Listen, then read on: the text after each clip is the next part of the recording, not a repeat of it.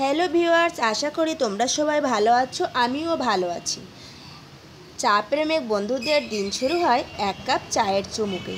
বৃষ্টির দিনে অথবা বিকালে চায়ের সাথে যদি এমন একটা নাস্তা থাকে তাহলে কেমন হয় বন্ধুরা?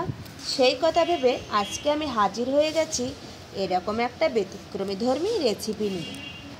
এটা আমি খুব সহজ পদ্ধতি দেখিয়েছি, আর হাতের কাছে থাকা সামান্য কিছু উপকরণ দিয়ে সহজে এটা বানিয়ে ফেলা যায়। তো বন্ধুরা, তোমরা যদি আমার মতো একবার বানিয়ে ফেলো, আশা করছি তোমাদেরও খুব ভালো লাগবে। আমার রেসিপিটি যদি ভালো লাগে তাহলে লাইক, কমেন্ট এবং সাবস্ক্রাইব করে বেল আইকনটি অন করে দিও। তো নমস্কার বন্ধুরা, শ্রুতি রায় দিদি চ্যানেলে সবাইকে স্বাগত জানাই। আমি মনে করি বন্ধুরা, একবার খেলে তোমাদের এটা বারবার খেতে ইচ্ছা করবে। তো চলো রেসিপিটা শুরু করা যাক। এখানে আমি 500 গ্রাম কাঁঠালের বিচি ভালোভাবে পরিষ্কার করে ধুয়ে নিয়েছি।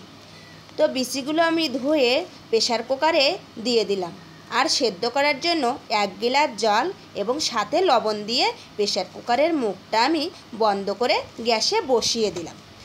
মাত্র 2টো সিটি দিলেই বিচিগুলো কিন্তু আমার পুরোপুরি সেদ্ধ হয়ে যাবে। তো দেখো বিচিটা আমার কতটা পারফেক্টভাবে সেদ্ধ হয়ে গেছে। এবার বিচিগুলো আমি প্রেসার কুকার থেকে বের করে ঠান্ডা করে নিলাম। এতে দিয়ে দিচ্ছি পেঁয়াজ কুচি, কাঁচা লঙ্কা কুচি, আর লবণ আগেই দেওয়া আছে। এটা ভালোভাবে কিছুটা মেখে নেব। আপনারা হাত দিয়ে মেখেও নিতে পারেন। আমি শিলবাটায় এটা বেটে নিয়েছি, মিহিভাবে বেটে নিয়েছি। দেখো কতটা মিহি হয়েছে। এবার আমি ভাজার জন্য একটা শেপ দিয়ে নেব। তো আমি এখানে গোল গোল শেপে সবগুলো বানিয়ে নেব। এরকমভাবে দেখো, এরকমভাবে গোল গোল করে আমি পুরোটাই বানিয়ে নেব। তো আমার সবগুলো বানানো হয়ে গেছে। এবার গ্রেনিটি বানাবো। আর এর জন্য লবণ, গরম মশলার গুঁড়ো, ঝালের গুঁড়ো, হলুদ এবং পরিমাণ মতো আটা দিয়ে নেব। আমার কাছে আটাটাই ছিল, আপনারা বেসনটা দিয়ে করবেন, তাহলে খেতে আরও ভালো লাগবে। তো এটা আমি পরিমাণ মতো জল দিয়ে ভালোভাবে মেখে নেব।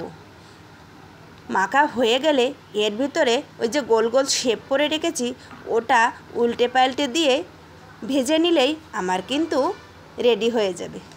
তো এই দেখো, আমি গোল গোল পিস করে রেখেছিলাম। এবার ওটা এই গ্রেনির ভেতর দিয়ে উলটপালট করে গায়ে মাখিয়ে নিচ্ছি। তো এভাবে পুরোটাই মেখে নিতে হবে। আর জানো তো বন্ধুরা, এটা এরকম কাঁচা খেতেও কিন্তু অসম্ভব ভালো লাগে। এটা কাঁচাও খাওয়া যেতে পারে, তবে এভাবে ভেজে খেলে খেতে আরও বেশি টেস্টি হয়। তো আমার সবগুলোই কিন্তু এভাবে গ্রেনিটা মাখা হয়ে গেছে। এবার কড়াইয়ে পরিমাণ মতো তেল দিয়ে তেলটা গরম হয়ে গেলে এটা আমি দিয়ে ওলটপালট করে ভেজে নেব। আর ভাজার সময় খেয়াল রাখতে হবে যেন পুড়ে না যায়। আর সব সময় গ্যাস লো হিটে রেখেই এটা ভাজার চেষ্টা করবেন। তো আমার পুরোটাই ভাজা হয়ে গেছে। এবার আমি অল্প অল্প করে উঠিয়ে নিচ্ছি। তো দেখো, দেখে বুঝতে পারছো কতটা সুন্দর এবং লোভনীয় হয়েছে। এটা চায়ের সঙ্গে কিন্তু এটা জমে যাবে। তো বন্ধুরা, ভিডিওটা যদি ভালো লাগে অবশ্যই লাইক, কমেন্ট এবং সাবস্ক্রাইব করে বেল আইকনটি অন করে দেবেন। আর পরবর্তীতে এ ধরনের ভিডিও পেতে অবশ্যই আমার চ্যানেলটি ভিজিট করে আসতে পারেন। আমার চ্যানেলে এরকম আরও অনেক মজার মজার রান্নার রেসিপি রয়েছে।